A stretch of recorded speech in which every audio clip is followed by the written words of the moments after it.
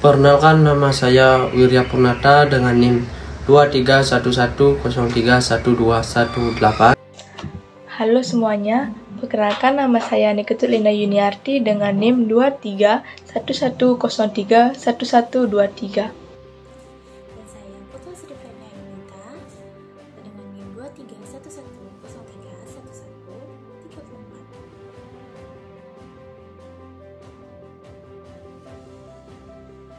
Nah, sesuai dengan ditetapkannya kurikulum 2013, sejarah kini menjadi salah satu mata pelajaran wajib di sekolah. Dengan ditetapkannya kurikulum 2013 yang baru, pendidikan sejarah dituntut untuk melakukan pembaruan dalam pengajaran di sekolah, termasuk memperbaharui cara pandang tentang konsep sejarah, konten, metode mengajar, dan bahkan juga penilaian dalam pembelajaran sejarah.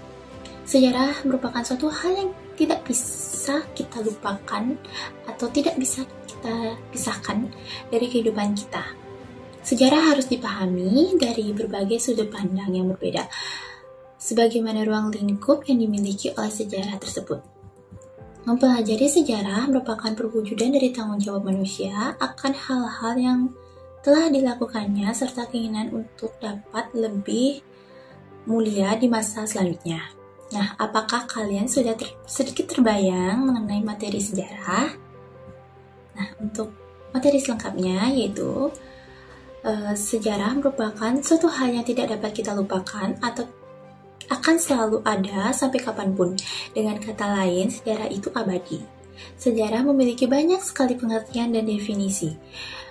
Beragamnya pengertian sejarah pada akhirnya bermuara pada sebuah kesepakatan bahwa sekurang-kurangnya ada 3 komponen dalam pengertian sejarah secara konseptual. Ketiganya meliputi sejarah sebagai peristiwa, sejarah sebagai kisah atau cerita, dan sejarah sebagai ilmu. Yang pertama yaitu sejarah sebagai peristiwa. Sejarah sebagai peristiwa ini merupakan sejarah yang paling umum. Sejarah ini biasanya mencakup peristiwa-peristiwa yang terjadi di masa lalu. Suatu kejadian di masa lalu pasti memiliki makna walaupun peristiwa tersebut terjadi di masa lalu. Peristiwa penting tersebut pasti akan selalu diingat di masa depan. Contohnya di Indonesia terjadi peristiwa Bandung Lautan Api yang terjadi pada tanggal 23 Maret 1946 yang masih sangat membekas di ingatan masyarakat negara Indonesia.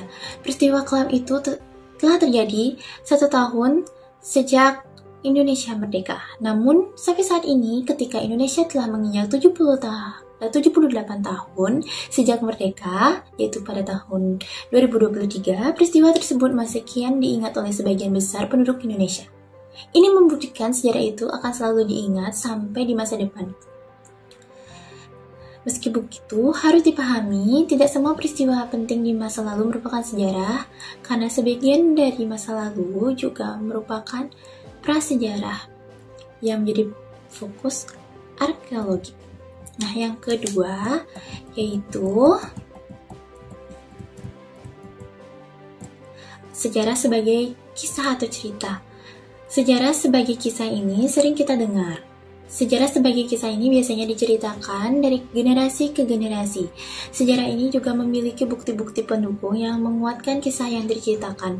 Namun pula, sejarah yang tidak memiliki bukti pendukung yang disebabkan oleh benda bukti telah rusak atau kisah yang diceritakan merupakan berdasarkan dari pengalaman hidup.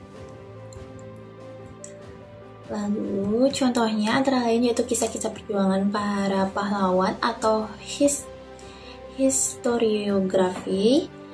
Kisah-kisah perjuangan tersebut menjadi sebuah sejarah di masa depan dan akan diingat oleh generasi-generasi selanjutnya. Yang ketiga, sejarah sebagai ilmu. Sejarah sebagai ilmu ini sering dilakukan di sekolah. Sejarah sebagai ilmu ini pembahasan mengenai cerita di masa lalu yang dinilai objektif. Sejarah sebagai ilmu ini harus memberikan bukti-bukti yang mendukung kebenaran dari sejarah tersebut sehingga sejarah tersebut dapat dikaji dan ditelaah moral-moral dan nilai-nilai yang terdapat di dalamnya. Nah, yang selanjutnya yaitu kenapa sih kita penting mempelajari sejarah? Nah, kita sebagai manusia sangat tidak memungkinkan bagi kita semua untuk melupakan sejarah. Sejarah merupakan landasan bagi kita semua. Mengapa sangat penting untuk mempelajari sejarah? Karena sejarah merupakan identitas. Sangat tidak mungkin bagi kita semua untuk melupakan identitas kita, yaitu sejarah, apalagi tidak mempelajarinya. Jika seseorang yang sudah dibekali dengan sejarah, maka seseorang tersebut tidak akan kehilangan arah. Sejarah mengajarkan bagaimana kita menyelesaikan masalah pada masa lalu yang bisa dilakukan di masa sekarang. Sejarah juga menjadi contoh ketika perjuangan para pahlawan yang luar biasa dalam membela bangsa Indonesia dalam melawan penjajah dan memperjuangkan kemerdekaan. Hal ini bisa didapatkan oleh generasi muda jika mereka belajar sejarah. Sejarah juga memberikan pendidikan karakter yang kuat terhadap generasi-generasi muda. Jiwa kepemimpinan, jiwa nasionalis akan muncul ketika kita mempelajari sejarah perjuangan para pahlawan. Nah, selanjutnya yaitu jenis-jenis sumber sejarah. Sejarah memiliki banyak sekali jenis-jenis yang dapat kita pelajari. Sumber sejarah tersebut memiliki ciri khasnya masing-masing sehingga dapat dibedakan. Berbagai sumber sejarah tersebut secara garis besar dikelompokkan menjadi 3, secara tertulis, lisan, dan sumber benda. Yang pertama, sumber tertulis. Banyak sekali sumber sejarah berdasarkan sumber secara tertulis. Bahkan kita dapat menemukannya dengan mudah. Beberapa contoh dari jenis sumber sejarah secara tertulis antara lain prasasti, silsilah keluarga, piagam, dokumen, memoir, jurnal, surat, laporan, dan sebagainya. Ini membuktikan sejarah dapat dilihat dan diingat melalui tulisan-tulisan yang kita buat saat ini dan menjadi sejarah di masa mendatang. Yang kedua, sumber lisan. Nah, terdapat 2 jenis sumber lisan yang dapat kita ketahui, yaitu sumber lisan yang dialami oleh pencerita dan sumber lisan yang dari seseorang yang menjadi saksi dari kejadian tersebut.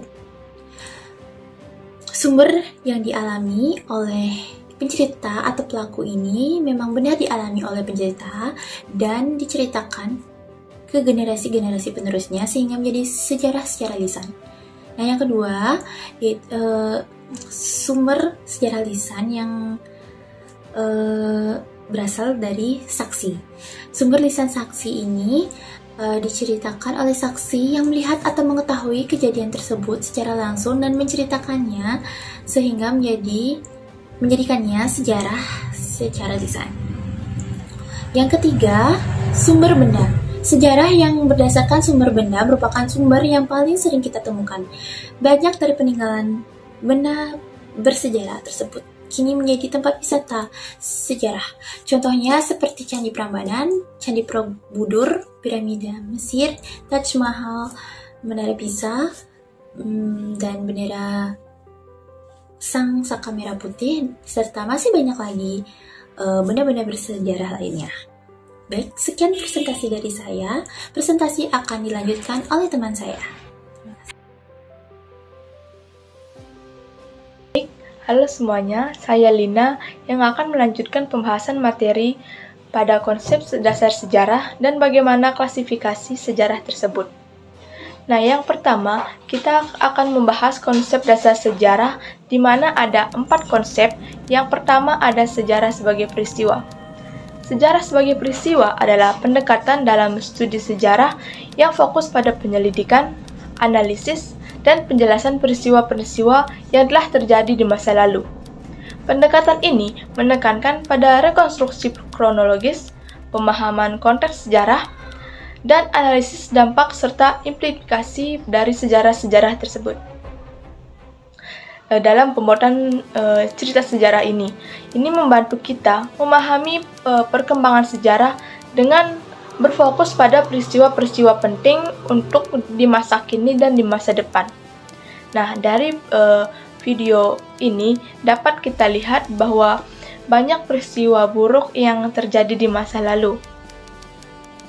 Dapat kita lihat pada video berikut ini.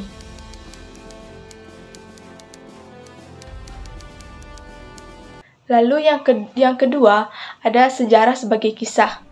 Sejarah sebagai kisah adalah pendekatan dalam studi sejarah yang melihat sejarah sebagai cerita yang menggambarkan peristiwa dan perkembangan di masa lalu manusia. Dalam pendekatan ini, sejarawan berusaha untuk mengemas peristiwa-peristiwa sejarah dalam bentuk cerita yang menarik, lengkap dengan karakter, plot, konflik, dan resolusi. Mirip cara kita untuk menceritakan kisah dalam buku atau film. Nah, contoh yang saya dapat yaitu ada cerita atau film. Ini merupakan gerakan 30 September yang pastinya teman-teman sudah tahu video atau film ini yaitu gerakan 30 September. Nah, yang ketiga itu ada sejarah sebagai ilmu. Adalah pendekatan dalam studi sejarah yang menggunakan metode ilmiah, sumber-sumber sejarah, dan objektivitas untuk memahami masa lalu manusia. Sejarawan sebagai ilmu melakukan penelitian, analisis, dan interpretasi berdasarkan bukti-bukti, dan mereka berusaha untuk memahami peristiwa sejarah dengan cara yang objektif dan sistematis. Nah, tujuannya apa? Tujuannya yaitu untuk mencapai pemahaman yang lebih mendalam dan akurat tentang sejarah tersebut. Nah, contoh dari sejarah sebagai ilmu ini yaitu studi tentang Perang Dunia Kedua, yang pastinya teman-teman sudah tahu apa sih itu Perang Dunia Kedua. Nah, sebagai ilmu juga, sejarah juga memeriksa faktor-faktor yang menyebabkan perang tersebut, mengapa perang itu bisa terjadi, dan dampaknya terhadap masyarakat, begitu pula dengan ekonomi di berbagai negara, serta perubahan dalam geopolitik setelah Perang Dunia Kedua ini berakhir. Nah, yang juga sekarang ada sejarah sebagai seni.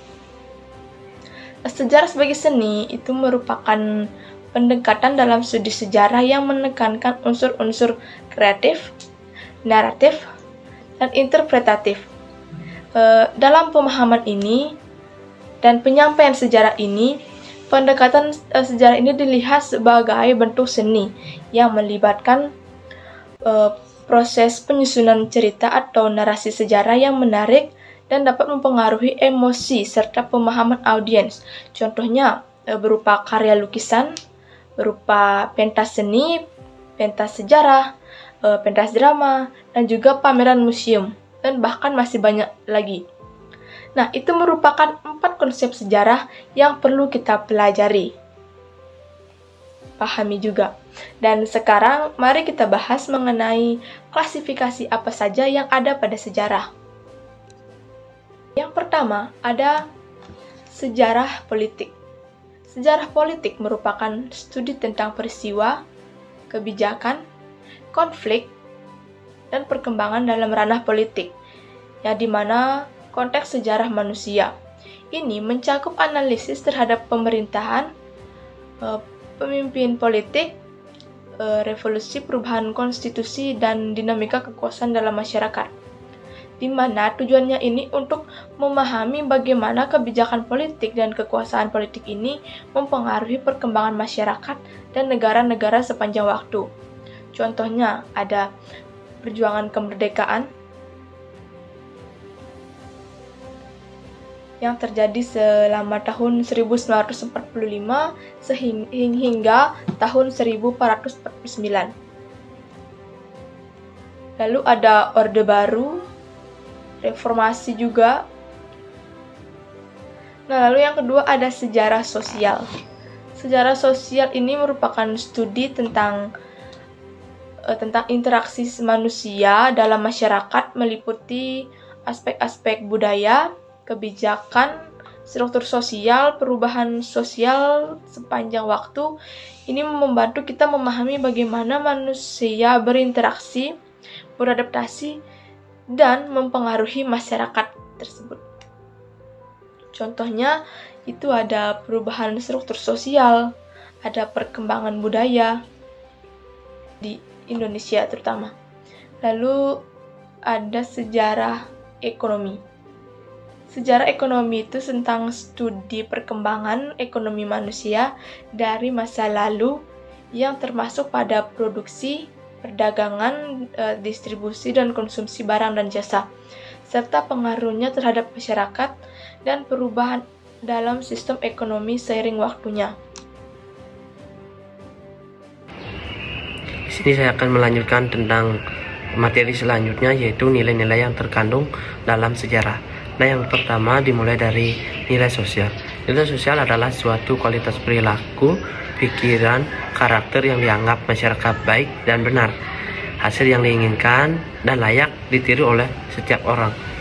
Nah, yang selanjutnya yaitu nilai moral atau nilai etik. Nilai moral dalam sejarah dapat dilihat dari kisah-kisah perjuangan para pahlawan. Nah, nilai moral ini dapat memberikan kita motivasi dan keinginan untuk mempertahankan sejarah. Nah, yang selanjutnya yaitu ada nilai estetis. Nilai estetis suatu sejarah dapat dilihat dari keindahan motif dan corak-corak yang berubah setiap zamannya. Ini menyebabkan corak atau motif tersebut memiliki nilai seni atau estetis yang khas. Nah, yang selanjutnya yaitu nilai agama. Nilai agama yang terdapat pada sejarah bisa kita ambil dari penggalan-penggalan cerita sejarah tentang suatu agama. Agama merupakan suatu keyakinan kita sebagai manusia terhadap Tuhan Yang Maha Esa.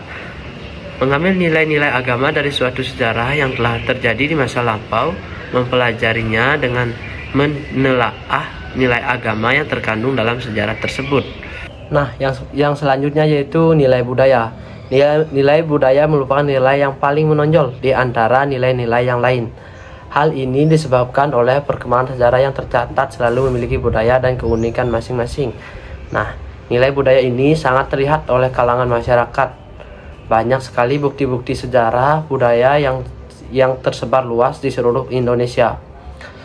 Di Indonesia terdapat bukti sejarah budaya yaitu makanan bakpao yang merupakan hasil dari akulturasi budaya Indonesia dengan China.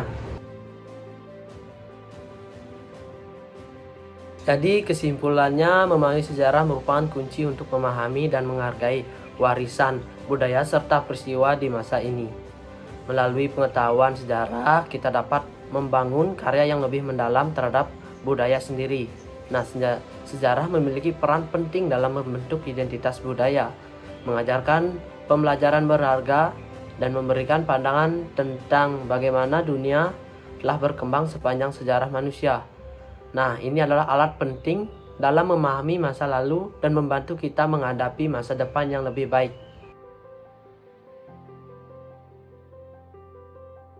Sekian presentasi dari kelompok kami. Apabila ada kata-kata yang tidak berkenan di hati atau permasalahan yang terjadi selama proses presentasi, kami mohon maaf sebesar-besarnya, dan kami akhiri presentasi kali ini.